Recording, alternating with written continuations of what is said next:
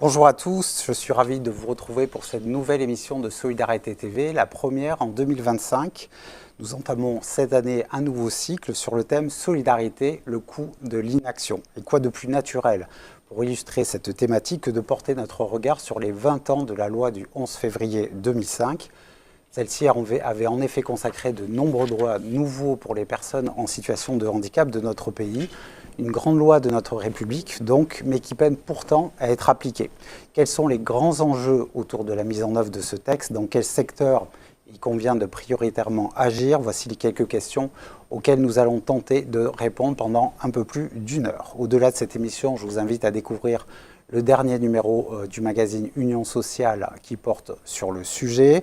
Je vous signale que ce rendez-vous a été préparé avec les soutiens du Crédit Coopératif et d'Harmonie Mutuelle. Comme vous le savez, cette émission est diffusée en direct et vous pouvez à tout moment questionner nos intervenants grâce au fil de discussion situé à la droite de votre écran. Mais je n'en dis pas plus et je vous propose de passer tout de suite à notre première séquence.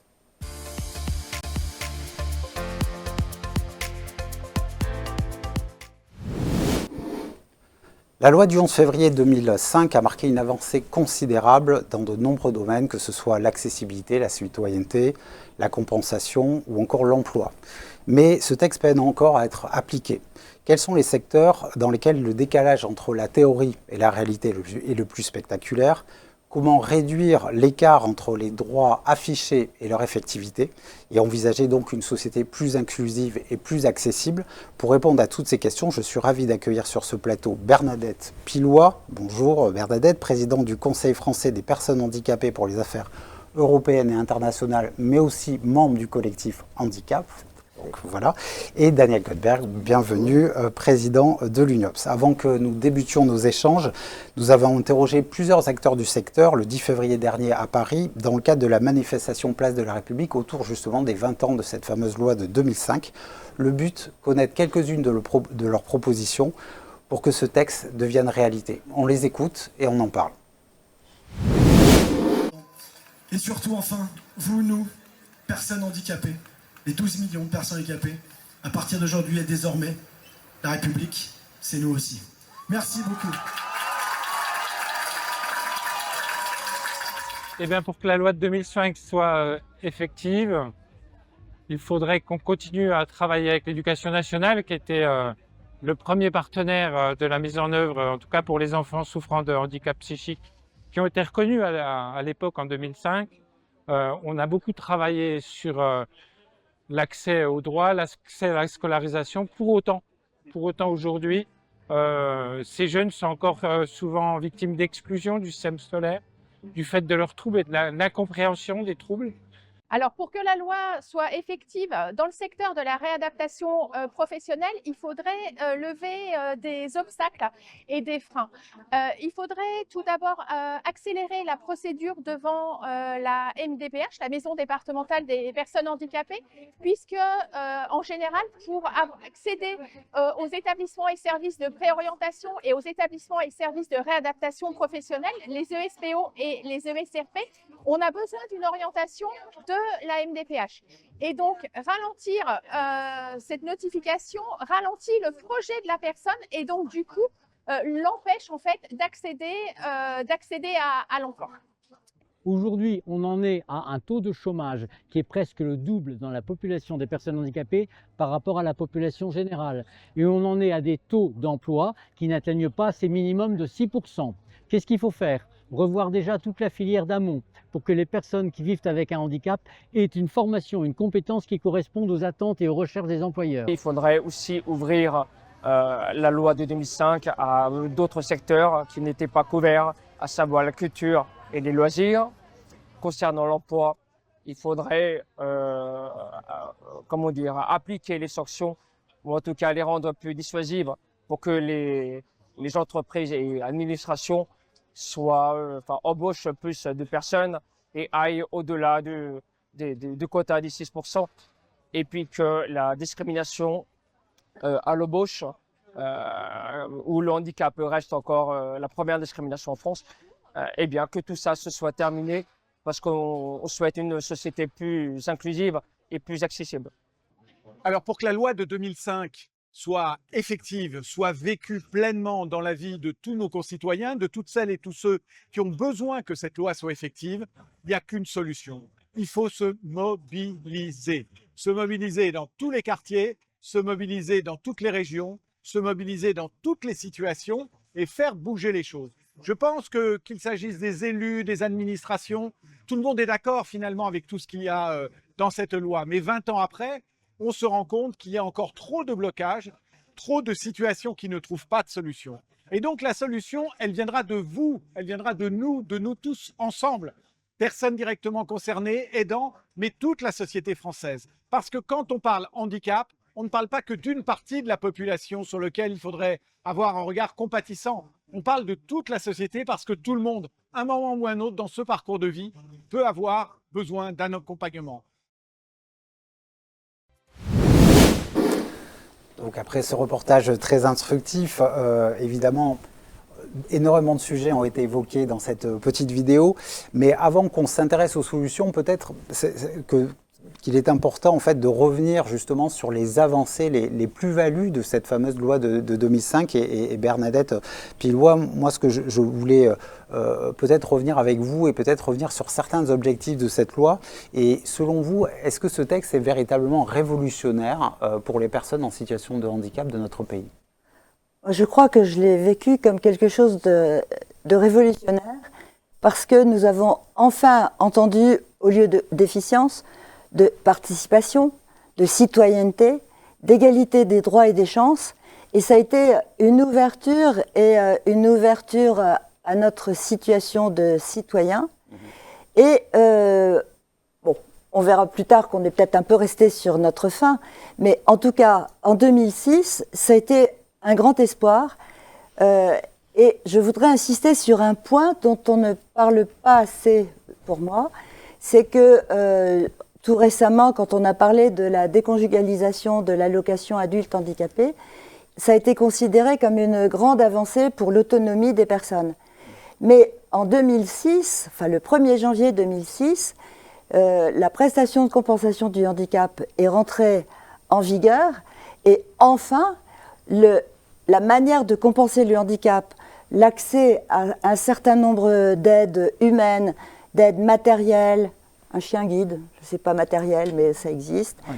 Tout ça, ce n'était pas acquis à la personne handicapée. Or, l'autonomie, c'est bien de pouvoir choisir soi-même de quoi on a besoin. Et ça a été une grande avancée, même si, on le verra tout à l'heure, cette prestation de compensation du handicap ne compense pas tout et a privilégié certains aspects. Alors que ce qui nous a fait rêver aussi, c'est qu'on parlait d'accessibilité universelle, l'accessibilité de tout pour tous. Ouais, d'accord, très bien. Alors justement, cette loi a porté effectivement de grandes promesses. On va voir qu'elles n'ont pas toutes été tenues, ces promesses, mais Daniel, revenir aussi avec vous sur ce changement de paradigme en fait, qui a provoqué cette loi. Est-ce que véritablement on peut parler de révolution pour les personnes en situation de handicap? Alors déjà dire que je suis complètement d'accord avec tout ce que vient de dire Bernadette, et elle l'a dit très bien, donc je ne vais pas le répéter, mais cette loi de 2005, elle venait après une première loi de 1975, du 30 juin 1975, qui avait été portée notamment par René Lenoir, qui était secrétaire d'État à l'époque dans un gouvernement de Valéry Giscard d'Estaing, et je veux aussi le citer parce qu'il a été quelques années après président de l'UNIOPS dans les années 90. Donc on a eu ces deux lois, 1975, 2005, et cette loi de 2005, elle était surtout pour moi révolutionnaire dans ses ambitions. Elle était d'une ambition presque folle, je dirais. La compensation, l'accessibilité universelle, les mêmes droits pour toutes et tous, quelle que soit sa situation, et la citoyenneté, bien sûr. Et cette ambition, elle était très forte, et c'est pourquoi cette loi du 11 février 2005 est une grande loi. Et bien sûr, quand on a une ambition aussi forte, la question, 20 ans après, de voir la réalité concrète et des situations, mais on va y venir, qui ne sont pas à la hauteur de ces ambitions, même si du chemin était parcouru. Moi, je suis pour prendre tout pas en avant. Un pas en avant vaut mieux que 1000 programmes. Je suis pour prendre tout pas en avant. Et cette loi, comme celle de 75, a permis des pas en avant. Mais face à cette ambition universelle, force est de constater qu'on est un peu au milieu du chemin. D'accord, justement, on assiste, on l'a vu, hein, on le sait, à un certain nombre de décalages justement entre les droits affichés, hein, la fameuse égalité des droits et la réalité, l'effectivité de ces droits. Dans quel domaine en fait ce décalage il est le plus spectaculaire selon vous? Dans la vie quotidienne des personnes en situation de handicap, de leurs aidants aussi, où on sait bien que pour la personne elle-même, pour ses proches, eh bien, la situation n'est pas cette ambition dont je parlais à l'instant d'égalité universelle ressentie dans la chair, dans le quotidien, dans la capacité ou pas d'avoir des transports adaptés à ces situations, dans sa capacité d'avoir une vie professionnelle, d'avoir une vie personnelle, d'avoir accès aux loisirs, d'avoir une vie, j'allais dire, excusez-moi du terme, comme tout le monde. Ouais. Et c'était ça l'ambition finalement de cette loi. Moi, je vois en particulier 2 points sur lesquels je peux montrer des insatisfactions fortes. C'est qu'on n'a pas cassé le rapport entre handicap et précarité. Pour beaucoup de personnes en situation de handicap. On va l'évoquer en troisième séquence, justement, avec ce fameux rapport de la Fondation pour le logement. Voilà, exactement, mais ça, on n'a pas réussi, alors qu'il y a eu la PCH, alors qu'il y a eu un certain nombre d'avancées. Et puis, un deuxième point pour moi négatif, même si depuis 2005, il y a eu la création de la CNSA, puis la création de la 5e branche, c'est que justement, on n'a pas une vraie 5e branche, ça c'est une revendication que je porte, au sens où il y a des différences de soutien suivant les territoires. Et suivant que la personne habite, alors je ne vais pas citer un nom de département plus qu'un autre, mais habite telle ou telle partie du territoire, eh bien, elle n'aura pas droit au même accompagnement. Et quand on est en République, cette question de l'égalité des droits, quel que soit l'endroit où on habite et quelle que soit cette situation, c'est au cœur de la République. C'est pas seulement au cœur de la République pour les personnes en situation de handicap, c'est au cœur de la République pour toutes et tous. Très bien. Est-ce que vous partagez, Bernadette, le diagnostic de cette inégalité? Alors déjà, partons des derniers propos de Daniel sur l'inégalité entre les territoires et l'accompagnement qui peut varier, le traitement, même les droits, la mise en œuvre des droits qui varient selon les territoires. Tout à fait. Or, l'égalité des citoyens devant la loi et le traitement égalitaire, c'est la base de la citoyenneté. Et puisque nous sommes citoyens, nous devons avoir les mêmes droits, quel que soit l'endroit où on habite, et j'adresserai en particulier un salut amical aux territoires ultramarins où la situation est encore bien pire que dans l'Hexagone.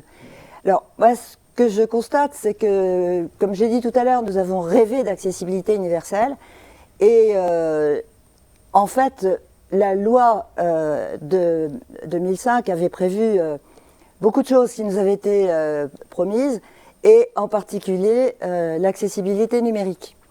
Or, l'accessibilité numérique, à l'heure actuelle, malgré la transposition en droit français d'une directive européenne, reste très en deçà, et ça accélère la fracture entre les gens qui peuvent se servir d'un ordinateur, et là je rejoindrai Daniel, parce que c'est la précarité. Et la précarité, ça peut toucher toutes sortes de populations, mais en particulier les personnes empêchées de lire. Je préfère parler des personnes empêchées de lire plutôt que simplement des personnes handicapées visuelles ayant des problèmes de lecture, parce que c'est plus ouvert et c'est plus général. Or, l'article 47 de la loi de 2005 prévoyait que tous les sites publics et privés seraient accessibles. Et là, maintenant, récemment, nous avons appris qu'on nous faisait un énorme cadeau, c'est que 50% des sites publics seraient accessibles fin 2025, alors qu'actuellement, ça tourne autour de 3-4%. D'accord. Donc, il y a énormément de progrès à faire. Et en plus, donc, pour le moment, mais je pense que je reviendrai dessus, la prestation de compensation du handicap est insuffisamment ouverte aux personnes ayant un handicap dit caché, dit invisible. D'accord, justement. Alors, ça me fait une excellente transition, puisque effectivement la loi de 2005 avait bien pris en compte la situation des personnes en situation de handicap psychique, mais ces dernières subissent encore quand même un certain nombre de discriminations, et notamment avec une prestation de compensation qui n'est pas tout à fait à la hauteur de leurs besoins. Quelle est la nature de toutes ces discriminations? Pour nous en dire plus, je vous propose d'écouter Emmanuelle Raymond, présidente de l'UNAFAM. personnes avec un handicap psychique sont très souvent retirées de l'emploi parce qu'elles n'ont pas la formation qui convient. Pourquoi? Parce que la maladie les a frappées quand elles étaient jeunes et a fait absolument exploser leurs projets professionnels ou d'études. Donc, pour qu'elles puissent reprendre pied et s'insérer, c'est très important qu'elles aient accès à des dispositifs de formation. Le handicap psychique, c'est vrai, il fait encore peur parce qu'il y a beaucoup de fausses représentations qui circulent dans notre pays. La personne avec une schizophrénie, c'est une personne forcément dangereuse alors qu'elle est beaucoup plus souvent victime qu'auteur de difficultés. Il y a 600 000 personnes qui souffrent de schizophrénie en France. Elles sont très souvent isolées. Elles ont un regard négatif qui est porté sur elles. C'est pareil pour la bipolarité ou la dépression résistante. Il y a beaucoup de fausses idées. C'est très important de faire évoluer ces représentations par une bonne communication en cette année de la grande cause santé mentale.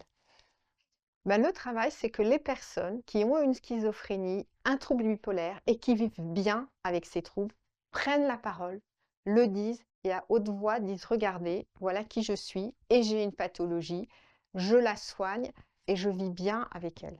Et c'est de cette manière-là qu'on changera le regard sur la schizophrénie ou la bipolarité ou la dépression résistante.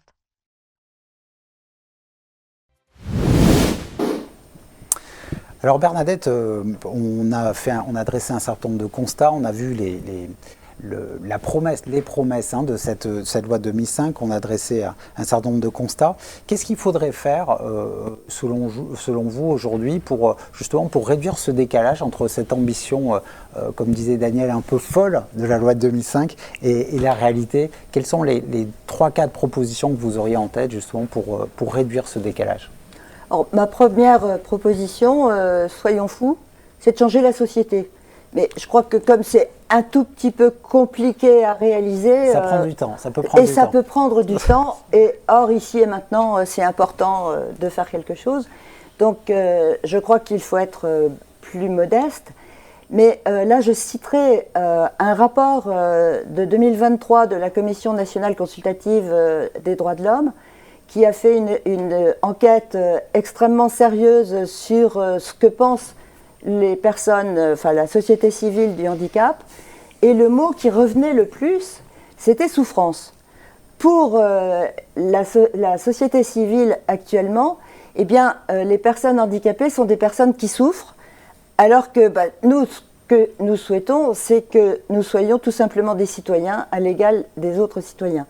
Donc, comme proposition, je pense qu'il faut de la formation et de la sensibilisation, mais quand je pense à tout ce qui est déjà fait et que le résultat n'est pas terrible, je me dis qu'il faut réinventer quelque chose. Et là, je ne vous le propose pas, sauf que, ça c'est vraiment une personne aveugle qui vous le dit, il faut changer le regard de la société civile sur le handicap, et ça ne va pas être facile non plus. Mais donc, allons-y et rêvons. Alors, les choses étant ce qu'elles sont, les lois c'est bien, mais pour les faire appliquer, je vais dire un très gros mot, eh ben, il faut appliquer les sanctions qui sont prévues dans la loi. Et il faut cesser la pédagogie quand on rencontre les ministères, quand on rencontre les personnes haut placées. On constate que, ah oui, mais il faut de la pédagogie, il faut expliquer. Ben, non, maintenant, la pédagogie, ça suffit. Maintenant, il faut passer aux sanctions. Et que, alors là, c'est vraiment une proposition réaliste. Il faut que les personnes de la société civile réalisent que l'accessibilité, ce n'est pas une option, mais une obligation légale. Et que donc, il faut y arriver à cette accessibilité des transports, de l'emploi, de l'école et de tout.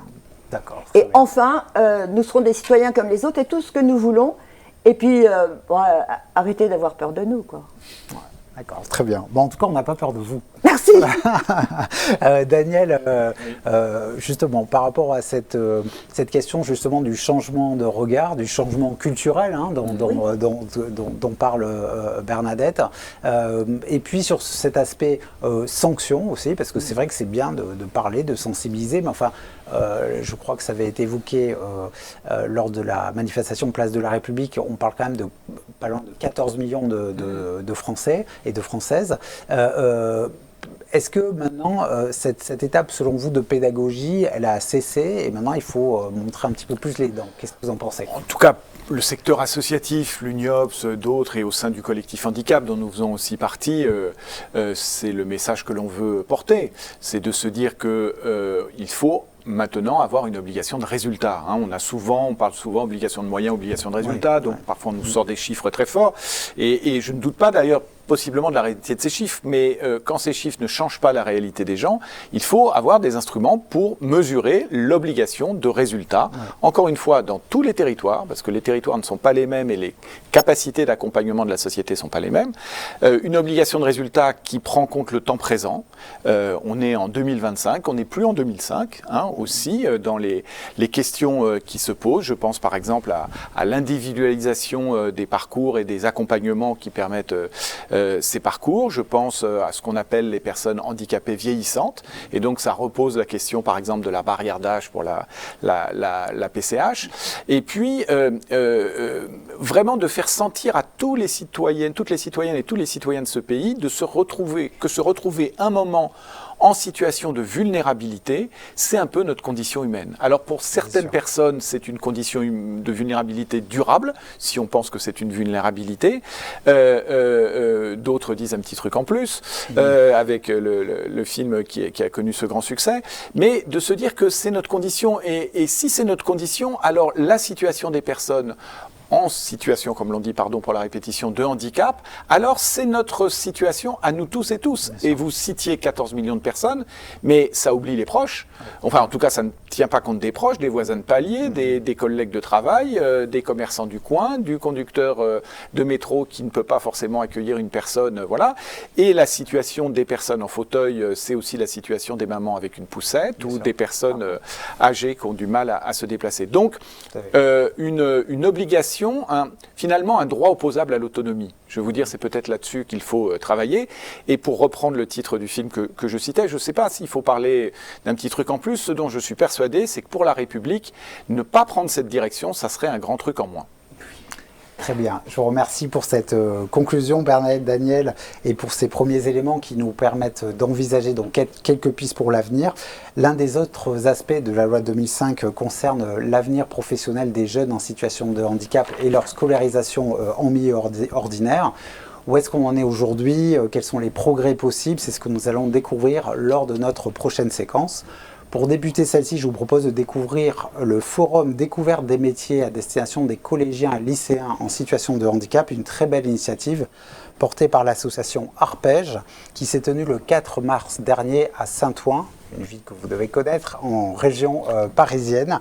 À tout à l'heure.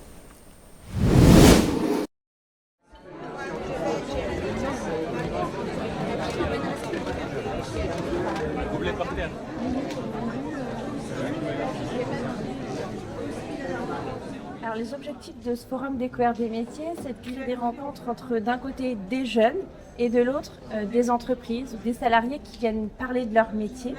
Alors côté jeunes, on va accompagner et accueillir aujourd'hui des jeunes qui vont être en 4e, en 3e et au lycée, quelle que soit la typologie de handicap. Et de l'autre côté, on va donc avoir des salariés d'entreprises partenaires qui vont venir parler de leur métier, de leur secteur d'activité. Et c'est ce qui fait la force de ce forum, parce qu'on a un peu plus de 160 entreprises partenaires, parmi lesquelles aujourd'hui des personnes sont là pour répondre aux questions des jeunes et voilà, pour semer des réponses dans leur parcours d'orientation. Alors pour une entreprise, intégrer des collaborateurs en situation de handicap, ça permet d'avoir une vision un peu différente du monde avec des contraintes qui sont propres à ses collaborateurs. Et du coup, ça leur permet également de partager ces contraintes à l'entreprise qui pourra s'y adapter, mais également peut-être potentiellement adapter ses produits, sa manière de travailler à ses collaborateurs qui ont une vision du monde qui est peut-être un peu différente de la nôtre. Les avantages pour ces jeunes collégiens et lycéens en situation de handicap, c'est d'abord d'avoir des opportunités en termes de découverte de métiers, de secteurs d'activité, des éléments qu'ils n'avaient pas et vraiment d'ouvrir le champ des possibles. Ça, c'est un élément très très important. Après, si on regarde aussi le sujet du handicap, c'est de leur dire qu'aujourd'hui, ils vont pouvoir d'abord découvrir des métiers avant de parler de handicap. On est là pour éviter l'autocensure, on est là pour mettre à mal un certain nombre de stéréotypes ou de préjugés qu'on peut avoir. Et donc, c'est vraiment de se dire, on regarde ce qui peut me plaire, on regarde les métiers qui existent et on a des personnes aussi qui seront là pour m'aider s'il y a besoin d'aménagement. Voilà. Et donc, ce sont des jeunes aussi à qui on va expliquer que dans l'entreprise, il y a des personnes qui ont aussi un rôle à jouer, qui s'occupent des missions handicap et qui demain seront aussi les personnes qui vont les guider. Donc, ça permet énormément et d'informer et d'orienter et de l'autre de rassurer voilà, et de se projeter beaucoup plus facilement pour la suite.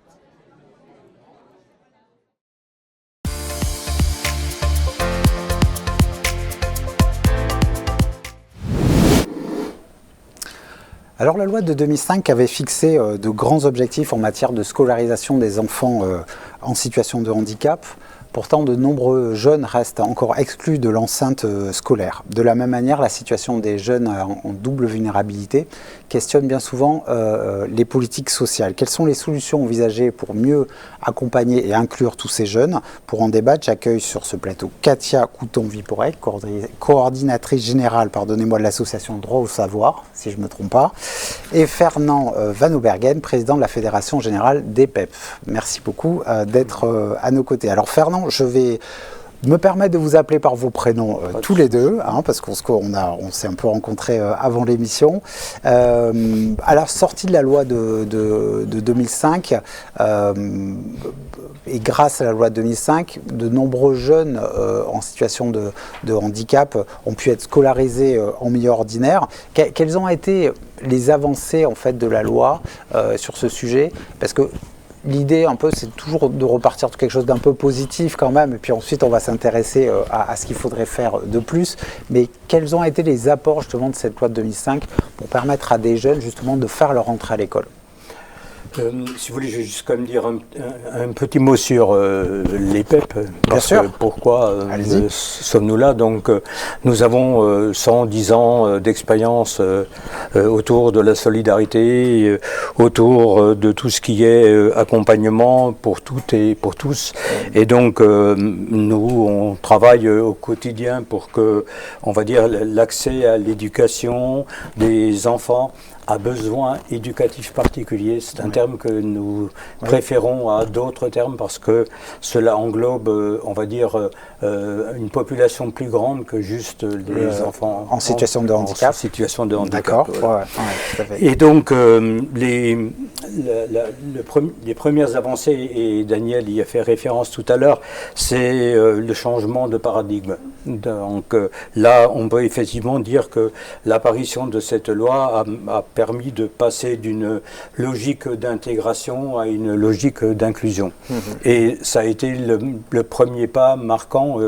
J'ai des souvenirs précis sur cette situation, puisque il se fait que dans un passé, j'ai été on va dire impliqué dans l'accueil et l'inclusion d'enfants, et c'est vrai que j'avais rencontré des parents qui sont venus me voir pour que du jour au lendemain les enfants soient inclus tout de suite à l'école, ce qui a d'ailleurs provoqué un changement d'attitude de la part du corps enseignant, parce qu'ils découvraient que des enfants à mobilité réduite, par exemple, pouvaient aller à l'école, puisque c'était pas trop souvent le cas, même si une loi qu'on peut qualifier d'ancienne existait déjà. D'accord. On parlait durant la première séquence de changement culturel à opérer. Est-ce que selon vous, justement, puisque vous parliez de cette question de la vision des enseignants qui ne s'imaginaient pas qu'un enfant en situation de handicap puisse aller à l'école, est-ce que justement, finalement, une des premières plus-values de cette loi de 2005 en matière de scolarisation des enfants en situation de handicap, c'est pas ce changement culturel? Absolument. Sauf que, on va dire que l'accompagnement par l'encadrement et la formation n'a pas suivi, si vous voulez, le mouvement et la demande. D'accord. Et donc, cela a mis en difficulté l'école, dans le sens bien sûr large. Quand je dis école, c'est collège et lycée. Et donc, cette adaptation a eu du mal à se faire, puisque on peut quand même dire que là, il y a eu des avancées, mais les avancées d'aujourd'hui sont insuffisantes, ça a été souligné tout à l'heure. On va l'évoquer dans les prochaines, dans la suite de cette séquence. Juste Katia, moi je voudrais revenir avec vous justement sur ces plus-values de la loi 2005 concernant la situation des jeunes et leur possibilité de faire leur entrée à l'école. Ça a été quoi les bénéfices? On va bien sûr évoquer les progrès qui restent à accomplir, mais ça a été quoi les bénéfices? Alors, je ne vais pas redire effectivement ce qu'a dit Fernand, que nous partageons également, bien sûr, à droit au savoir. Alors déjà, l'intérêt de cette loi, c'est qu'elle existe. Ça a changé des choses qu'une loi existe pour que les jeunes puissent être scolarisés en proximité, dans l'école, à côté de chez eux finalement. Ça a été déjà ça. Et c'est vrai que c'est très important que cette loi existe pour qu'on puisse, après, alors je dirais, on est un petit peu tard, on est 20 ans plus tard, mais progressivement les choses ont quand même progressé. Et c'est vrai que les mentalités ont changé, la culture a changé. Les enseignants ne s'y sont pas toujours retrouvés car ils n'ont peut-être pas été toujours suffisamment accompagnés également.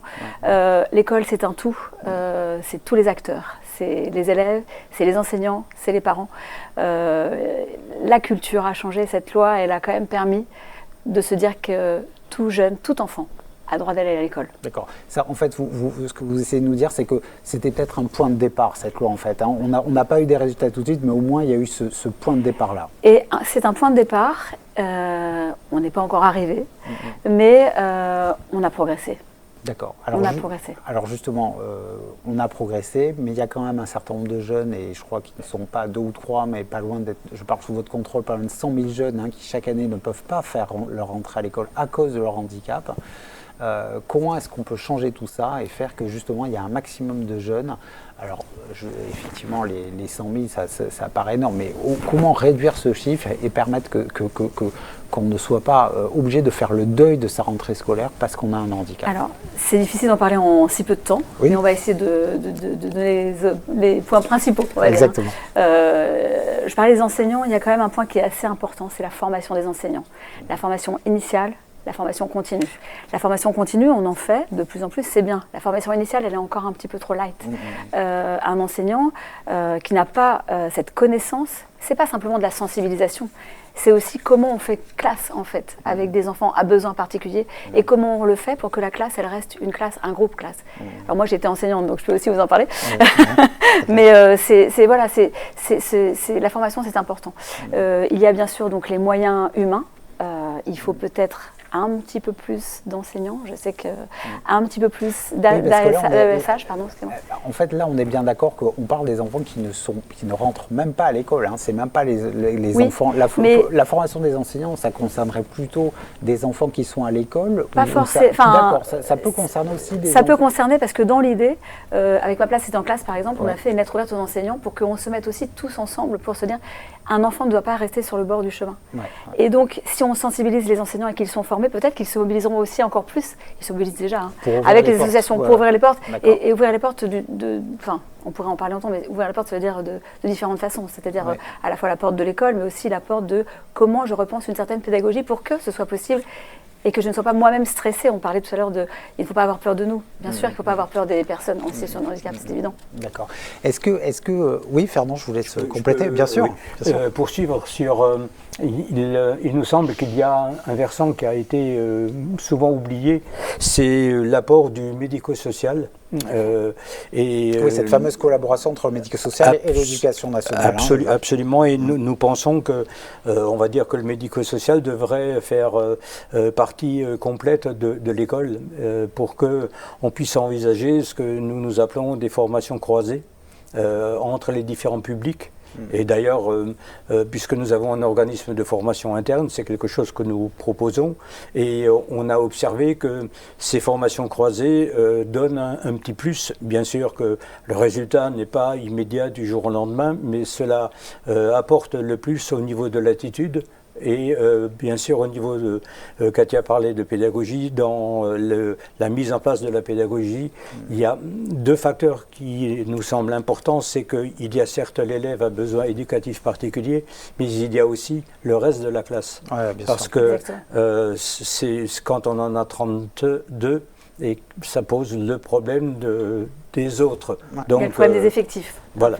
Donc je crois que c'est important, mais on a cette observation-là. D'accord. Alors justement, moi je reste avec vous, Fernand, sur cette question, non plus des jeunes qui sont exclus de l'école, mais des jeunes qui sont à l'intérieur de l'enceinte scolaire. Comment on fait, parce que c'est pas toujours facile, hein. Il suffit pas d'annoncer. Alors je sais que le gouvernement aime bien annoncer des chiffres comme ça en termes de résultats. On a scolarisé tant de jeunes en milieu ordinaire et c'est super. Mais en même temps, il faut toujours s'intéresser aux conditions de cette scolarisation. Est-ce que ces conditions, elles sont aujourd'hui convenables? Qu'est-ce qui pose problème et comment on peut faire évoluer les choses? Alors je vous pose 3 questions en une. Bon courage. Allez-y. Alors, mais si on est réunis aujourd'hui pour en discuter, c'est que ce n'est forcément pas convenable. Il y a un certain nombre de paramètres qui ont déjà été évoqués. Il y en a aussi un qu'on n'a pas évoqué, c'est la taille d'une classe dans laquelle on accueille les élèves. Si on n'a que 45 mètres carrés, c'est un peu compliqué quand il y en a 32. Et qu'en plus, il y a des difficultés de mobilité, éventuellement pour certains, s'ils sont en fauteuil. Donc, oui, pas sûr que toutes les classes soient accessibles aujourd'hui, ouais, effectivement. Ah, mais moi, je certifie qu'elles ne le sont pas. Bah oui, bien sûr. Donc, je crois que là-dessus, il y a... c'est toujours une prise de conscience à avoir. Oui. Non, l'accessibilité, c'est un point central, effectivement, parce que si on ne peut même pas effectivement accéder aux locaux, on ne parle même plus de pédagogie, effectivement. Et encore en amont, on va parler du transport aussi. Du transport adapté, enfin, ou pas. Voilà. Et il y a dans l'apport aussi qui a permis de progresser, je préfère le placer de ce côté-là, ce sont les AESH, donc des personnes accompagnantes, etc.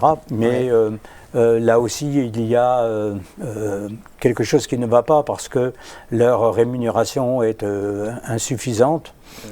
C'est pas admissible ce qu'on leur verse. Et là où il y a aussi un problème, c'est que leur formation est insuffisante. Et la question quand même qui subsiste, est-ce que c'est vraiment la solution? Personnellement, au PEP, nous pensons qu'il y aurait d'autres moyens de faire que parfois d'asseoir quelqu'un à côté d'eux. Mais ceci est un autre débat. Et ça serait quoi l'autre solution? L'autre solution, c'est déjà, ça rejoint la partie médico-sociale, d'avoir des personnes qui ont une approche différente. Je pense à des ergothérapeutes, par exemple. Je pense à des psychomotriciens. Merci. À des psychomotriciens aussi. Donc il y a là quelque chose, parce que ce qu'il faut que l'on puisse conserver, c'est l'autonomie de l'enfant. Il ne s'agit pas de lui mettre, excusez-moi, un guide. J'ai rien contre, ça n'a rien à voir avec ça. Mais dans ce que nous avons observé, c'est que à la fin du compte, quand il n'y a plus, ben, ils ne savent plus se débrouiller. Ouais, c'est ça. Donc il y a une réflexion à mener là autour. Mais d'abord, il y a le problème de l'attractivité, il y a le problème du salaire et il y a le problème de la formation. D'accord. Donc il y a beaucoup de sujets à traiter. Est-ce que vous partagez cette analyse que peut-être justement les personnels qui accompagnent ces enfants, alors peut-être sans parler de formation, mais peut-être sont pas assez spécialisés justement pour accompagner les enfants en fonction de leur handicap, et que en gros on met une personne à côté de l'enfant pour l'aider formellement, mais pas pour l'aider à être autonome, juste pour l'aider à pouvoir suivre une scolarité. Qu'est-ce que vous en pensez? Parce que c'est intéressant comme proposition. Je partage en partie ce qui vient d'être dit, et c'est une analyse qui est assez fine en fait des choses. Mais ce qu'il faut voir aussi, c'est que c'est assez disparate sur le territoire.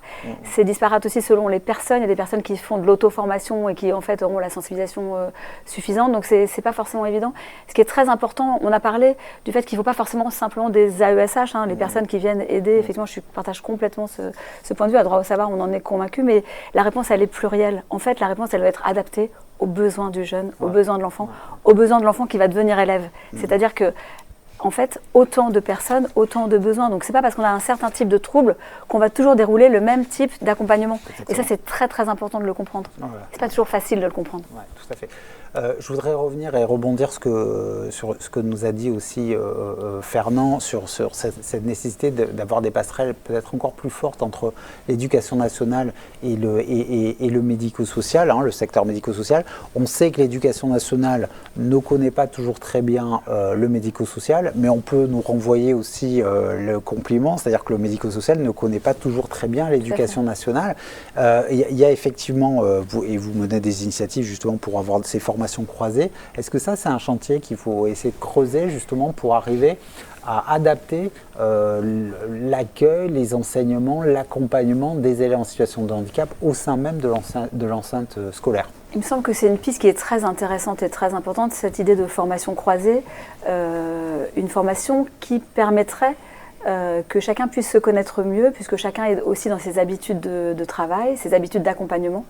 Et malheureusement, parfois, effectivement, il y a des petits hiatus entre les mondes qui ne se croisent pas suffisamment souvent. Et c'est ça qui fait que parfois, ça ne fonctionne pas forcément très très bien, mais ça peut aussi très bien fonctionner. Et en fait, on se rend compte qu'on est tous aussi des humains qui avons envie que les choses progressent.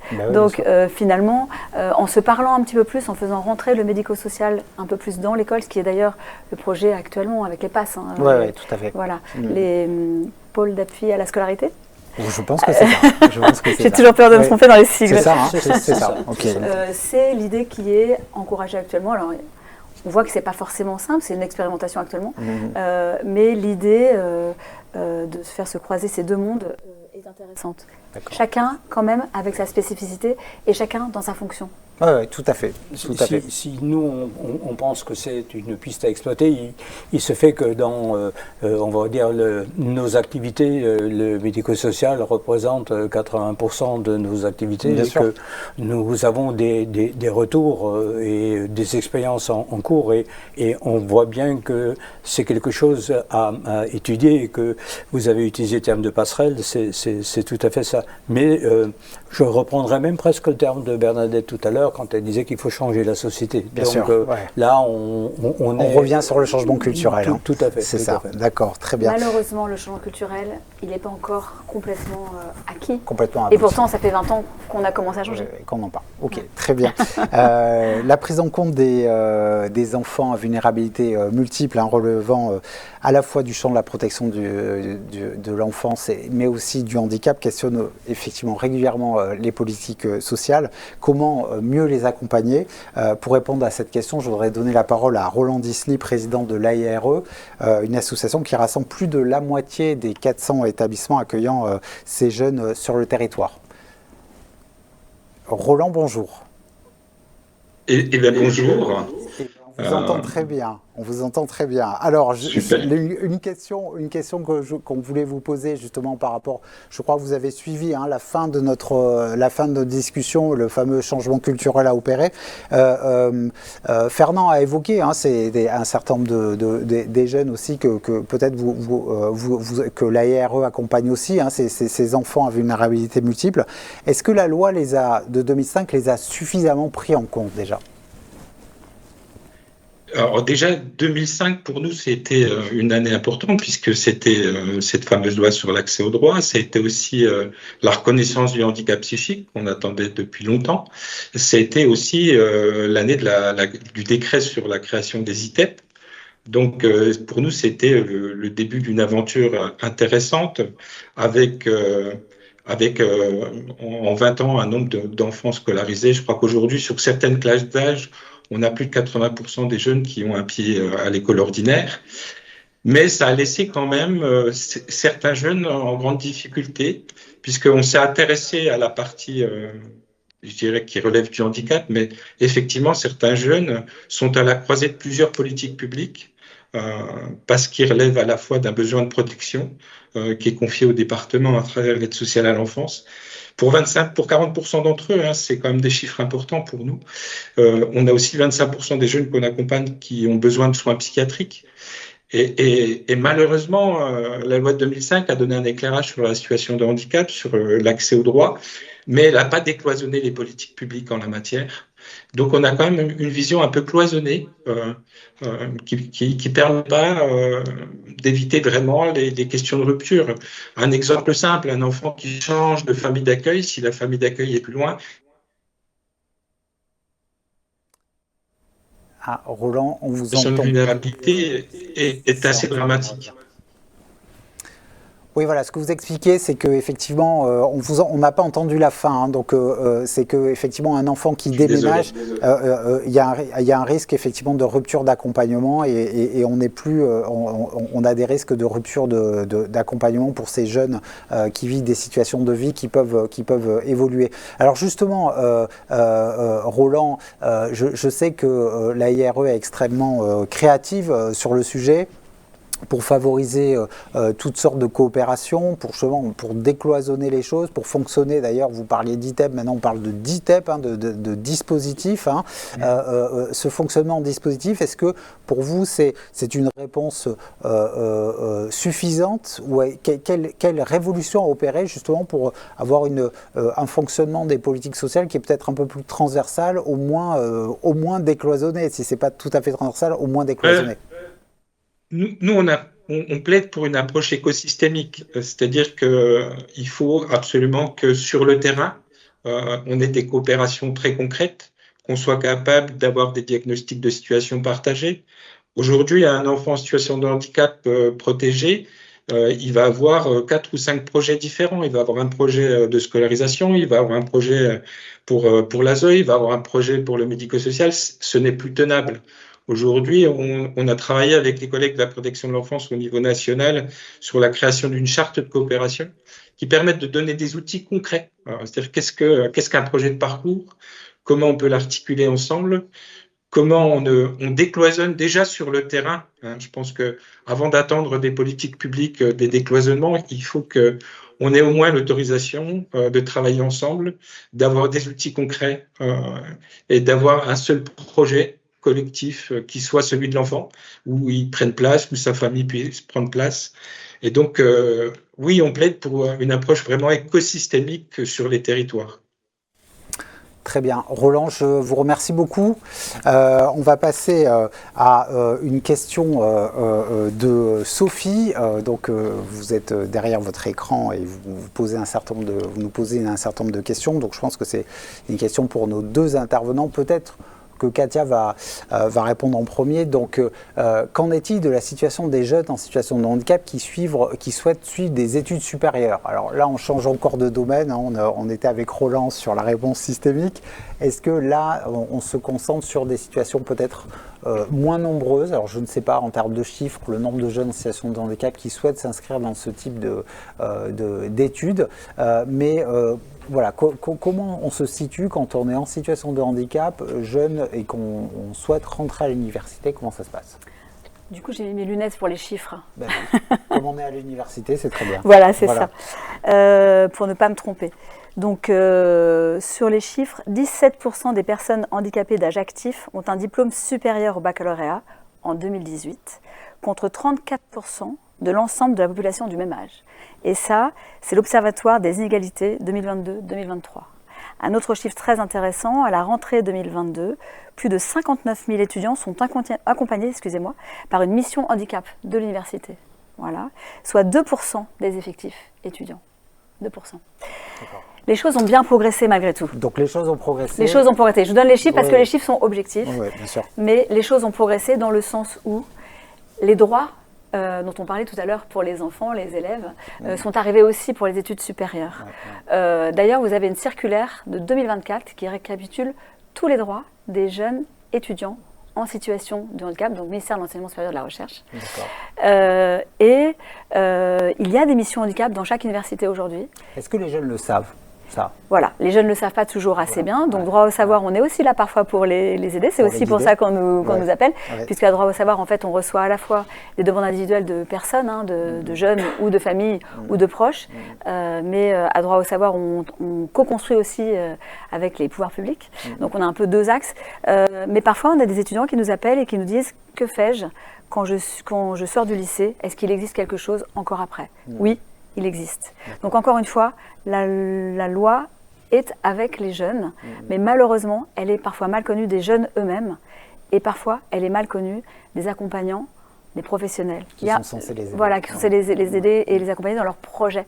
Parce qu'on parle encore de projets individualisés, alors il y a des termes techniques dont je vous les passerai, mais en gros, on est toujours sur le projet, on est toujours sur les besoins, de quels besoins, parce que, et puis en plus, à un instant T, un jeune peut avoir certains besoins, et si les choses évoluent plutôt bien, il aura peut-être des besoins plus allégés ou le contraire. C'est les fameux, Fernand, les fameux besoins évolutifs. Est-ce que, peut-être pour clôturer cette séquence, on a vu justement sur les jeunes qui se destinent, les jeunes en situation de handicap qui se destinent à être étudiants, que ces droits-là, qui ont été posés par la loi de 2005, ne sont pas forcément connus de tous. Est-ce que ça rejoint cette idée que voilà, il faut encore faire ce travail de changement culturel pour sensibiliser la société, mais aussi sensibiliser peut-être même les personnes concernées qui ne sont pas toujours conscientes des droits dont elles disposent? Bien évidemment. Mais c'est peut-être aussi lié à on va dire au sujet lui-même, parce que on passe quand même là d'une société à une autre société, parce que la société évolue. L'acceptation de la différence n'a jamais été quelque chose qui s'est fait évidemment et tout seul. Donc je pense qu'il y a trois efforts à porter. Le premier effort, ça restera toujours sur le milieu scolaire.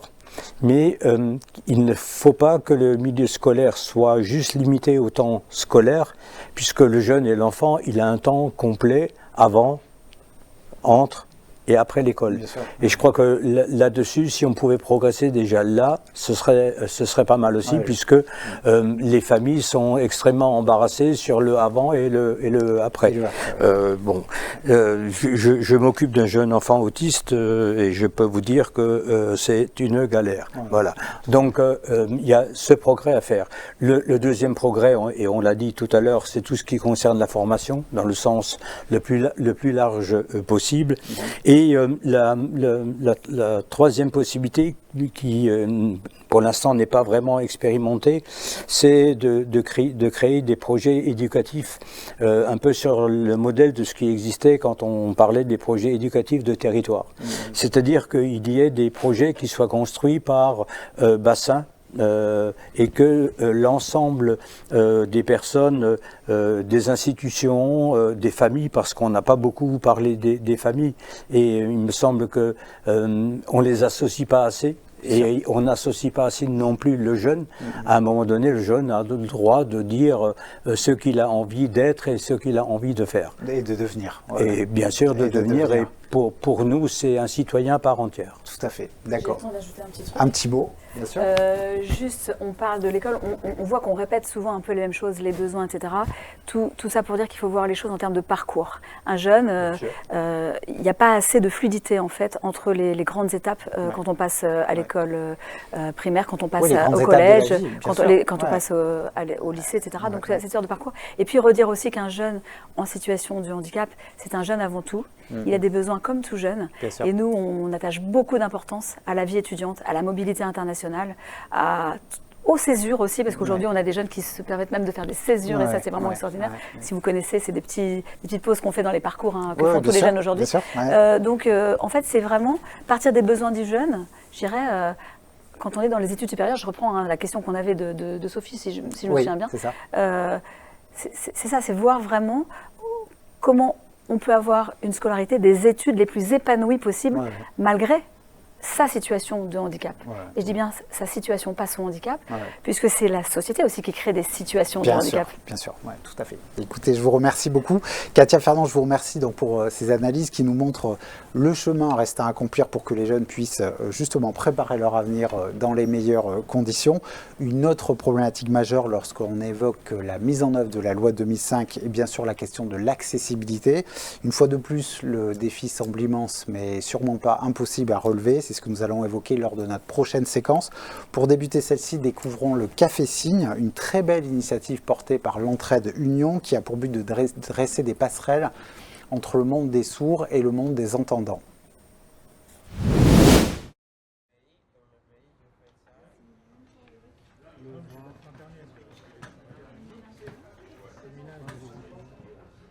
D'une idée qui est arrivée en 98. Le restaurant actuel était fermé et la directrice trouvait dommage qu'un tel lieu soit fermé. Quartier, il n'y avait plus rien qui existait. Et l'idée, c'était pourquoi on n'investirait pas le Café Signe, mettre nos travailleurs en situation de handicap sourds et de manière à avoir une ouverture sur le quartier et une inclusion de nos personnes. L'idée, c'était que le monde des entendants et le monde des sourds se rencontrent dans un lieu qu'on voulait très convivial. Donc, soutenu par l'association, par le président et les administrateurs de l'association, le projet a vu le jour en 2003. On a fêté les 20 ans du Café Signe récemment et c'est une réussite totale. On est ancré dans le territoire, vraiment, on a une clientèle de quartier et vraiment, je pense qu'on fait partie de la vie de quartier en rouvrant un restaurant qui était fermé depuis presque 5 ans. L'objectif premier de ce projet, c'est vraiment l'inclusion de la personne handicapée dans le monde du travail ordinaire, à la rencontre d'un monde que finalement elle ne connaît pas énormément. Et le deuxième objectif, c'était vraiment de présenter la surdité, de montrer ce qu'était la surdité et la langue des signes. Et en fait, on inverse un peu les rôles, c'est le client entendant qui intervient dans un environnement sourd et qui doit s'adapter à son interlocuteur en utilisant la langue des signes pour commander ses plats et ses boissons. Et sur ce point-là, je pense que c'est une vraie réussite parce qu'on a beaucoup de clients qui jouent le jeu, qui sont devenus des habitués et qui sont capables de demander leurs plats et leurs boissons en langue des signes. Les travailleurs, ils sont plutôt très contents, c'est que pour une fois, on s'intéresse à eux et que ce n'est pas eux qui font la démarche de s'adapter à une personne entendante, mais plutôt l'inverse. Du coup, ils sont un peu plus acteurs de ce petit jeu de commande en LSF et ils sont un peu, en fait, ils dirigent l'action et ils sont plus spectateurs. Là, ils sont vraiment acteurs, la langue des signes leur appartient et c'est eux qui un peu dirigent le client. Bon appétit. Merci. Vous voulez pas une frite?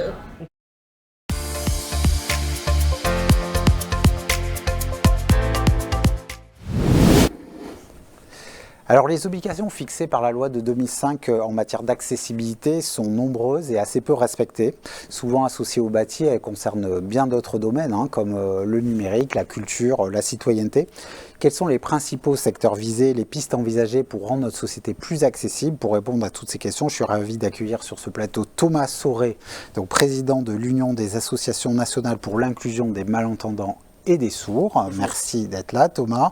Et Edgar Obis, chargé d'études au sein de la Fondation pour le logement des défavorisés.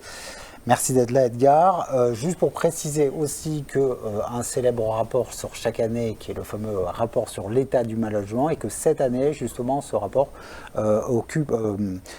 traite largement de la situation des personnes handicapées mal logées. C'est ça, si on peut exprimer ça ainsi. Alors, Edgar, justement, la première question qu'on voulait vous poser, la loi de 2005 a fixé des grands objectifs en matière d'accessibilité, notamment du bâti. Où est-ce qu'on en est aujourd'hui? Et surtout, puisque c'est l'intérêt justement du rapport que vous avez remis, et qu'Edgar va nous montrer, d'ailleurs, donnez-moi, voilà, je vais le montrer, voilà le rapport qui est en question. Alors justement, sur ce rapport, est-ce qu'on est dans les objectifs d'accessibilité et surtout quelles conséquences ça a pour les personnes en situation de handicap concernées?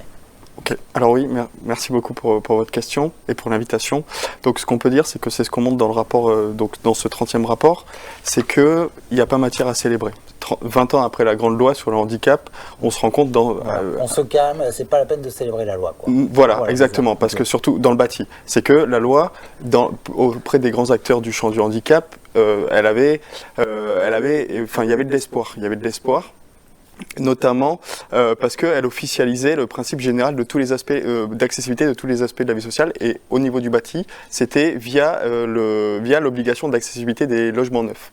Et nous, ce qu'on montre, c'est que petit à petit, cette loi de 2005, on s'est basé sur le travail d'un sociologue qui s'appelle Pierre-Yves Baudot, et notamment un article, Comment meurt un droit, et on montre que sous la pression du lobby et du secteur du bâtiment, en 2018, la loi Elan fait qu'on passe de 100% de logements accessibles dans le neuf à 20%. Les 80% deviennent évolutifs. Et donc pour vous donner un petit exemple, un chiffre sur un logement, sur un immeuble, pardon, un immeuble de 2 étages avec 5 appartements par étage, seul un appartement sur 15 doit être rendu accessible selon la loi. Selon la loi, d'accord. Selon la loi. Donc on va voilà. aller loin comme ça. Voilà, exactement. Okay. Et il y a un chiffre dans le parc social qui est sorti d'après une étude de l'Ancols, qui est le gendarme du logement social. Ce serait entre 26 et 28% des logements qui seraient accessibles. Ce qui est assez peu. Et nous, ce qu'on montre notamment dans le rapport, c'est que au manque de logements accessibles s'ajoute, en plus de cela, donc le manque de logements accessibles tant dans le parc privé que dans le parc social, s'ajoute l'inadaptation du logement au handicap. Et l'inadaptation du logement du handicap, d'après l'exploitation de l'enquête nationale logement de 2013, on montre que ce sont plus de 200 000 ménages qui seraient touchés en France par cette inadaptation du logement. Et donc, ce manque de logement accessible, plus l'inadaptation du logement au handicap, fait que les personnes en situation de handicap et en perte d'autonomie sont en première ligne du mal logement. Pour vous donner un autre chiffre, sur les 4,2 millions de mal logés en France, le chiffre qu'on donne, c'est qu'au moins 350 000 seraient en situation de handicap. Voilà, ce qui représente un... Avec des situations qui sont particulièrement, on va dire, choquantes. Daniel Goldberg évoquait cette question du handicap et précarité. On a l'exemple, moi j'ai lu quelques extraits de cette contribution, où on a des personnes carrément à la rue qui ne peuvent pas accéder à l'hébergement d'urgence parce que l'hébergement d'urgence n'est pas accessible. C'est ça, exactement, ils sont obligés de rester dans la rue. Complètement. Et on pense à l'accessibilité pour les personnes à mobilité réduite, mais il y a également l'handicap, une personne qui est atteinte qui est aveugle, une personne qui s'appelle Christine Dominique dans le rapport, on prend son exemple, et que lorsqu'elle accède à avoir un hébergement, l'hébergement n'est pas du tout adapté à son handicap. Et donc elle se retrouve dans une situation très précaire, dans une situation d'hébergement, et à cela s'ajoute l'inadaptation du logement, de l'hébergement. Donc c'est pour ça qu'on parle de double peine, la précarité liée au handicap. D'accord. Thomas Sauret, est-ce que vous rejoignez déjà les constats d'Edgar, et justement, qu'est-ce qu'on peut rajouter sur cette promesse non tenue et cet impact très concret sur le quotidien de toutes les personnes en situation de handicap concernant l'inaccessibilité au bâti? Effectivement, je rejoins les propos d'Edgar concernant le bâti, et notamment pour les personnes concernées par la surdité. C'est essentiellement les boucles induction magnétique, donc les fameuses boucles, les fameuses BIM. Donc ce dispositif de transmission par voie magnétique est censé équiper aujourd'hui, parce que c'est une obligation légale, d'équiper notamment les services publics et les grands établissements recevant du public. Si vous allez par exemple dans le métro de Paris, il y a plus de 200 boucles magnétiques. Il y en a 90% qui ne marchent pas. D'accord. Ok. Françoise a fait le tour du métro. Ça veut dire qu'on a aujourd'hui des lieux qui sont équipés, mais qui ne fonctionnent pas tous. Et ça, c'est une promesse non tenue de la loi de 2005. Et ça veut dire quoi? Ça veut dire l'équipement est là, mais il ne fonctionne pas. Ça veut dire quoi? Ça veut dire que ce n'est pas une priorité publique. Qu'est-ce que ça raconte, ce dysfonctionnement? Si vous voulez, par exemple, dans le métro parisien, les boucles magnétiques sont sur le quai, sont là pour justement permettre aux personnes, quand il y a une situation d'urgence, d'alerter on va dire l'opération, enfin la cellule de crise. Oui, de la RATP, oui, voilà. oui. Bah, si vous ne pouvez pas les appeler, vous faites comment? Oui, bien sûr, bien sûr. Et donc, effectivement, là, ça veut dire que ce n'est pas la priorité, alors que je pense que justement, ça devrait l'être, et qu'il faut revoir, en tout cas, le fonctionnement de l'ensemble des BIM, non seulement dans le métro parisien, mais aussi dans les mairies, aux impôts, à la retraite. Il y a beaucoup d'établissements qu'il faudrait contrôler et voir si les fameuses BIM fonctionnent bien aujourd'hui. D'accord, très bien. Alors ça pose une autre question, hein, c'est la question des équipements justement et de l'accès justement aux bâtiments publics. Moi j'aimerais qu'on revienne quand même pour cette question du bâti, hein, sur cette espèce d'assouplissement de la loi Elan. Est-ce que parmi les solutions, justement, si on s'intéresse aux solutions pour essayer de rendre les bâtiments à la fois logement privé, logement social et peut-être même les ERP, hein, les bâtiments ressources publiques plus accessibles, est-ce que si on supprime la loi Elan, tout est réglé? Alors, non.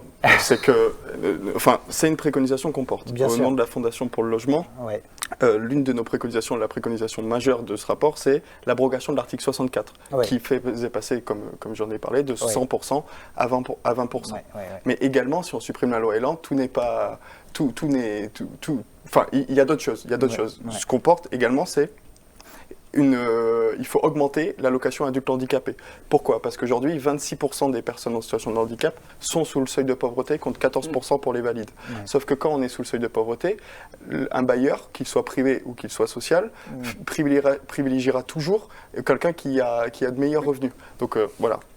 Également l'augmentation de la PCH, et également une de nos préconisations, c'est la mise en place d'un système de contrôle et de sanctions dissuasives pour amener à l'accessibilité effective des logements, y compris dans les immeubles en copropriété, les logements étudiants et les logements sociaux. D'accord, très bien.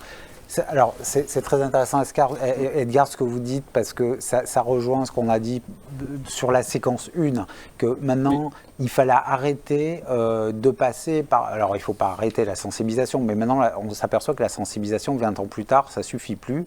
Maintenant, il faut des sanctions. On est d'accord, hein. Oui. Est-ce que vous partagez cette vision que...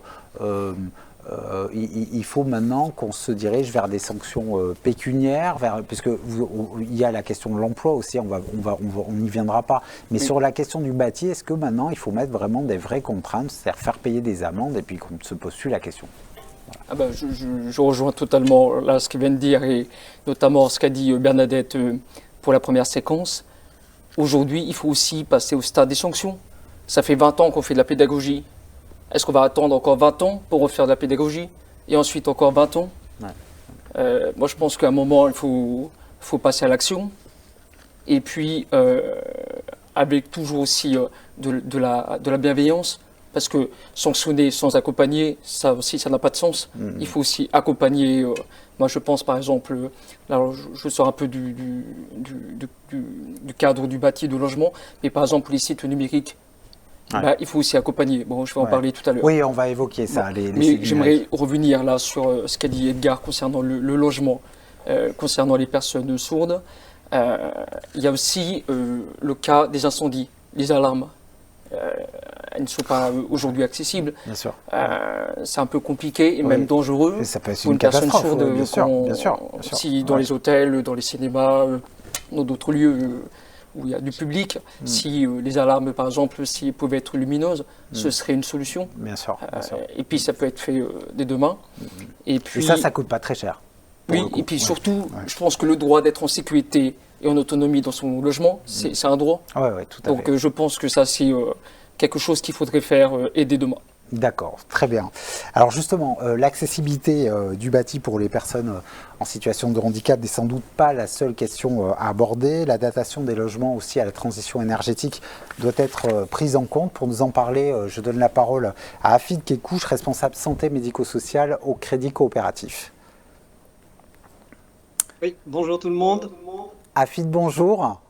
Alors justement, bonjour. On voulait évoquer avec vous donc cette question de la transition énergétique. Alors ça peut être considéré comme un autre aspect de l'accessibilité, puisque ça concerne effectivement le confort des personnes dans leur logement. En quoi cette question, Hafid, elle rejoint cette question de la transition énergétique et de l'adaptation des logements, elle peut rejoindre la question du handicap? La question de l'accessibilité, d'une manière générale, mais vos invités les ont bien évoquées. En fait, toutes les questions qui touchent à l'accessibilité du logement relèvent, en tout cas au départ, de la loi 2005. D'accord? Donc, un de vos invités l'a bien exprimé. Donc, on était parti sur une ambition à 100%. Donc, on se retrouve après 2018 avec une ambition à 20%, les 80% qui sont évolutifs.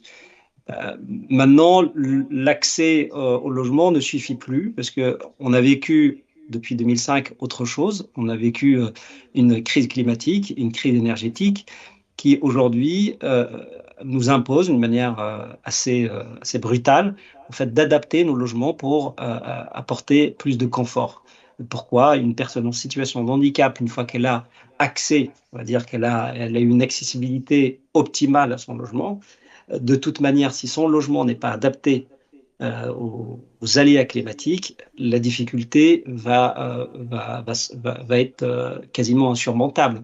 Vous imaginez quelqu'un qui, dans un appartement et qui a une chaleur étouffante, même si on lui dit mais c'est très bien, mais vous avez réussi à accéder à votre appartement, ça ne suffira pas, quoi. Donc toute la partie, pour moi, la partie accessibilité, confort dans le logement sont quasiment les deux faces de la même pièce. Donc pouvoir accéder à un logement confortable devient un impératif.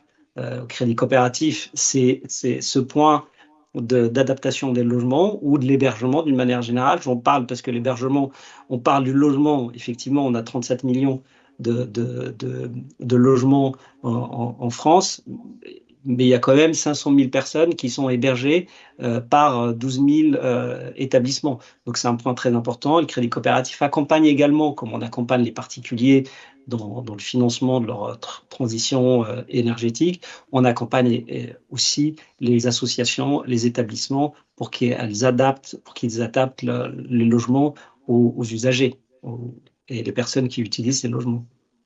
D'accord, très bien. Alors justement, très concrètement, comment se passe ce soutien justement aux structures, aux associations, aux établissements, justement pour leur permettre, que ce soit sur le terrain du logement ou de l'hébergement, d'adapter ces logements à cette fameuse transition? Oui. Le Crédit Coopératif, on accompagne les associations dans le médico-social, on va dire peut-être depuis 50 ans. Oui, depuis 50 ans, parce que la loi 75, ça fait 50 ans qu'elle existe.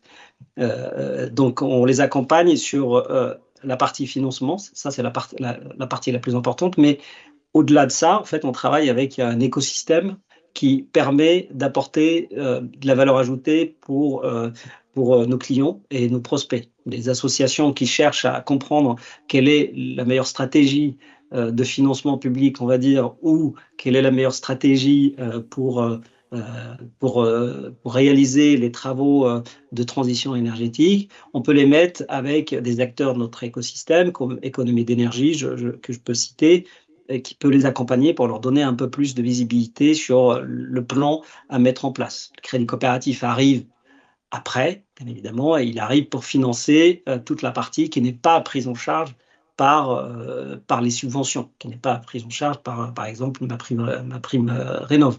Crédit Coopératif aussi accompagne toute la, on va dire, parce qu'on est un peu de plus en plus poussé par la réglementation dans ce sens-là, à mieux choisir les axes d'investissement. Donc, sachant que le Crédit Coopératif est une banque, donc on est aussi assujetti aux fameux objectifs de développement durable. Donc, on est, d'une manière générale, notre façon d'investir, d'accompagner nos associations, c'est les accompagner aussi de A à Z avec une vision globale. Très bien. Afid, je vous remercie beaucoup. Même si cette question du bâti et du logement demeure absolument majeure, hein, il convient sans doute d'avoir une vision plus large de l'accessibilité. C'est le message qu'a tenu en tout cas à nous faire passer Pascale Ribes, présidente d'APF France Handicap. On l'écoute et on en parle. Alors pour atteindre l'objectif d'accessibilité, déjà, il faudrait que le droit fondamental à l'accessibilité ne soit pas contesté, qu'il soit effectif. Et pour qu'il soit effectif, il faut abroger des dispositions qui aujourd'hui encore viennent à l'encontre de cet objectif-là, comme l'article 64 de la loi Elan, qui a permis, y compris dans le neuf, de dire ce ne sera pas accessible à 100%. En vérité, l'objectif d'accessibilité, c'est un objectif de pouvoir accéder à tout pour tous, enfin pour toutes les populations. Et donc, du coup, il n'y a pas de domaine privilégié, en fait. Il faut vraiment agir autrement, penser autrement la société. Et parce qu'aujourd'hui, en fait, on pense les installations en oubliant toute une partie de la population. Et c'est quand même assez dingue de se dire qu'aujourd'hui, une société peut finalement oublier toute une partie de sa population et ne pas penser en amont à tous ses citoyens.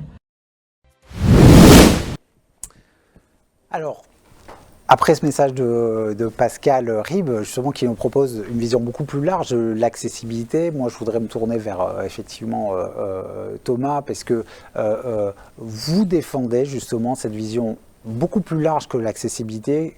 Dans l'esprit commun, quand on pense accessibilité, on pense beaucoup au logement, au bâti, on en a beaucoup parlé, mais c'est pas que ça. Il y a plein de domaines concernés. C'est quoi les principaux domaines auxquels il faut penser quand on pense accessibilité? En dehors du bâti, évidemment. Oui. C'est tous les domaines. Tous les domaines. La culture, le sport, l'éducation, l'emploi, etc. C'est tous les domaines qui sont concernés par l'accessibilité. Au niveau d'Unanime, on a deux priorités au niveau de l'accessibilité. Le premier, c'est la télé.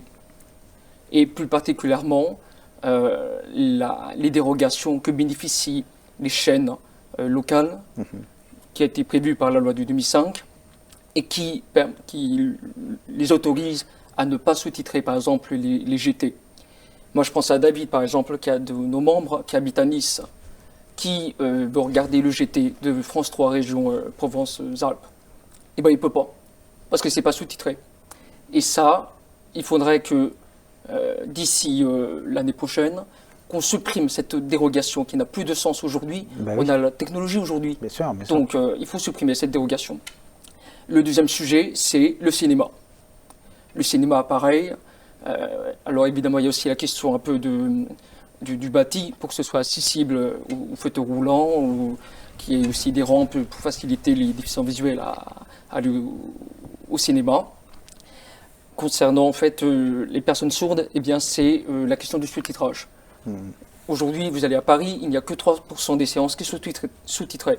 Et encore, il ne faut pas que ce soit un mardi à 10h. Parce que là, vous êtes obligé de poser un jour de congé si vous voulez voir un film sous-titré. D'accord. Parce que c'est ça la réalité. D'accord. Donc c'est le mardi à 10h que les films sont sous-titrés à Paris. D'accord. Oui. Okay. Donc ça veut dire que par exemple Cédric, s'il veut voir un film sous-titré, parce qu'il ne peut pas aller voir en famille le mercredi soir, eh bien il faut qu'il pose un RTT pour aller voir un film un mardi à 10h. D'accord. C'est incroyable. Ouais, tout à fait. On en est là aujourd'hui, en 2025. Ouais, d'accord, ok, très bien. Donc il y a cette question effectivement de la culture, cette question de l'information. Est-ce qu'il y a d'autres domaines aussi, selon vous? Alors ça a été un peu évoqué. Est-ce que cette question aussi du numérique est vraiment inquiétante, puisque on est dans une époque aussi de dématérialisation des services publics, c'est-à-dire que pour payer ses impôts, faire la moindre démarche administrative, il faut passer par le net. Est-ce que justement cette question justement de l'accessibilité numérique, elle est encore plus importante aujourd'hui? Complètement. C'est je m'inscris dans les propos de Bernadette lors de la première séquence. C'est que aujourd'hui, les personnes en situation de handicap, pour accéder au logement, surtout dans le parc privé, elles sont discriminées sur leur façon d'habiter, sur les montants de leurs ressources, etc., etc. Et une discrimination qui est en amont de toutes les discriminations qu'elles peuvent subir, c'est par exemple, elles ne peuvent pas accéder à certaines annonces immobilières. Elles ne peuvent pas y accéder tout simplement parce que c'est ce qu'on montre dans le rapport, c'est que certaines agences immobilières ne prennent les gens qu'au téléphone. Donc les personnes sourdes ne peuvent pas être prises au téléphone tout simplement. Donc ça a des conséquences sur le logement. Donc nous, ce qu'on montre également, c'est que certains pans de la société qu'on pense être en dehors de la question du logement sont liés à la question du logement et à la discrimination qui va avec. Voilà. Et pour rebondir aussi concernant l'accessibilité, mais au niveau du numérique, est-ce que vous savez par exemple que déclarer ses revenus, c'est pas accessible? Il y avait le CIH, je crois en mai 2024, qui avait annoncé l'objectif du 100%, de rendre en tout cas les démarches essentielles 100% accessibles. Bon, on était contents, sauf que là, le 6 mars, le gouvernement a annoncé que finalement, ce serait 50%. Alors ok, 50% par rapport à 3%, c'est énorme. Mais ça veut dire qu'on a reculé de moitié l'objectif que s'était fixé le gouvernement l'an dernier. Oui, on a toujours ce sentiment qu'on fixe un objectif et qu'ensuite, à mi-chemin, on revient sur l'objectif initial. Hein, c'est ça. Et puis, regardez le calendrier des ADAP. Oui, tout à fait. Tous les ans, on a décalé le calendrier. Donc, ça veut dire qu'à un moment, il faut aussi avoir une vision et se tenir à un calendrier d'échéance, même si je comprends qu'il peut y avoir des défis techniques, des défis aussi au niveau de la sensibilisation. Mais à un moment, s'il y a un plan d'action, il faut s'en tenir et aller jusqu'au bout. Oui, tout à fait. On va prendre une question des personnes qui nous écoutent, notamment une question de Pierre, qui est directement liée à ce que vous nous dites, hein. Thomas. L'accès à la citoyenneté des personnes handicapées ne pose-t-il pas également problème? Est-ce que justement derrière cette question de l'accessibilité, il n'y a pas cette problématique d'empêcher les personnes en situation de handicap d'être de vrais citoyens, de pouvoir exister, faire valoir leur vision du monde, leurs propositions pour l'ensemble de la société? Effectivement, je vais reprendre l'exemple là du site pour déclarer les impôts. Le site n'est pas accessible.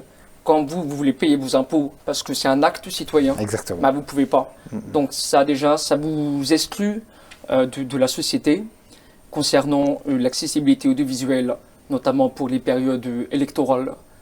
On a vu, par exemple, pour la campagne présidentielle, pour les élections législatives, on a eu les débats qui n'étaient pas sous-titrés. Je pense au débat Bardella, Bompard et Attal.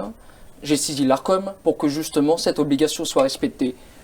Évidemment, si les personnes sourdes, qui sont quand même 7 millions en France, si elles ne peuvent pas voir et entendre ce que disent le président, le Premier ministre, ça pose quand même un problème de participation. C'est un problème de démocratie, tout simplement. Oui, tout simplement. Tout à fait. Et ça, je pense qu'il faut vraiment agir là-dessus, puisqu'en 2026, nous aurons les élections municipales. Et j'espère que les candidats prendront conscience de la nécessité de faire participer les gens et aussi d'encourager les personnes en situation de handicap à rejoindre les listes. Parce que c'est aussi de cette manière-là qu'on fait évoluer les choses. C'est pas simplement on fait des choses pour les handicapés, et puis, on pense que la société va progresser de cette manière-là. Oui, très bien, très bien. Peut-être une dernière observation justement sur cette question du lien entre l'accessibilité et la citoyenneté. Complètement. Souvent, quand on pense accessibilité, on pense à l'intérieur du bâti, et à l'intérieur du logement. Quelques chiffres sur les ascenseurs pour sortir de chez soi et pour accéder à certains services, pour accéder pleinement à la citoyenneté. Les ascenseurs en France, selon l'enquête nationale logement, 880 000 personnes, 880 000 ménages avec une personne en situation de handicap habitent à un étage dépourvu d'ascenseur. 880 000. Et lorsqu'il y a un ascenseur, les problèmes ne s'arrêtent pas là. C'est qu'on a quantifié les pannes d'ascenseur 1,5 million en France en 2013. 1,5 million, sur ces 1,5 million de pannes d'ascenseur, au moins 350 000 personnes, entre 300 et 350 000 personnes, on va dire, avaient au sein de leur ménage une personne en situation de handicap. Donc vous voyez, quand on ne peut pas sortir de chez soi parce qu'il y a un problème d'ascenseur, la prise de rendez-vous est compliquée, et puis tout simplement, les conditions d'une vie sociale épanouie ne sont pas réunies. Et donc simplement pour aller dans le sens de ce que tu dis, Thomas, il y a également un éloignement du marché du travail. Selon l'INSEE, en 2022, ce sont 38% des personnes de 15 à 64 ans qui sont en situation de handicap, qui ont un emploi. contre 68% pour le reste de la population. On voit bien l'écart l'écart qui se joue là, quoi. Il y a le fait de sortir de chez soi, le fait de ne pas pouvoir trouver un emploi, de ne pas faire les démarches administratives, de ne pas pouvoir s'informer, de ne pas pouvoir voter. Ça fait beaucoup de choses à la longue. Hein. Et j'aimerais rebondir là sur la question des ascenseurs. Là, je vais parler des fauteuils roulants et de la question des établissements de santé. Il y a le cas, par exemple, où le rez-de-chaussée il est accessible. Sauf que pour faire la radio, il faut aller à l'étage. Il n'y a pas d'ascenseur. Et là, vraiment, il y a un gros sujet sur la santé et la question de l'accessibilité des établissements médicaux à se saisir aussi. Très bien. Écoutez, je vous remercie beaucoup, Thomas et Edgar, pour ces réflexions. On a bien pris la mesure de nombreux défis à relever et du changement culturel à opérer pour que cette fameuse loi de 2005 soit enfin effective dans sa totalité. La solution est sans doute entre les mains du gouvernement pour agir et mettre en œuvre les mesures envisagées lors de cette émission. Malheureusement, le très récent comité interministériel sur le handicap n'a pas vraiment apporté de garanties sur le sujet. Je vous invite une nouvelle fois à découvrir le dernier numéro de l'Union sociale sur les 20 ans de la loi de 2005. Je voudrais à présent remercier tous les techniciens, les équipes de l'UNIOPS et celles du Crédit Coopératif pour leur aide et leur soutien, mais aussi Harmonie Mutuelle, notre partenaire pour cette émission. Je salue également la participation de plus en plus active de nos spectateurs et je vous rappelle que vous pouvez accéder à tous les replays de notre émission en vous rendant sur notre chaîne YouTube. Je vous donne rendez-vous le 19 juin pour notre prochaine émission qui portera sur la santé, un vaste sujet. Merci encore pour votre attention et bonne journée sur Solidarité TV.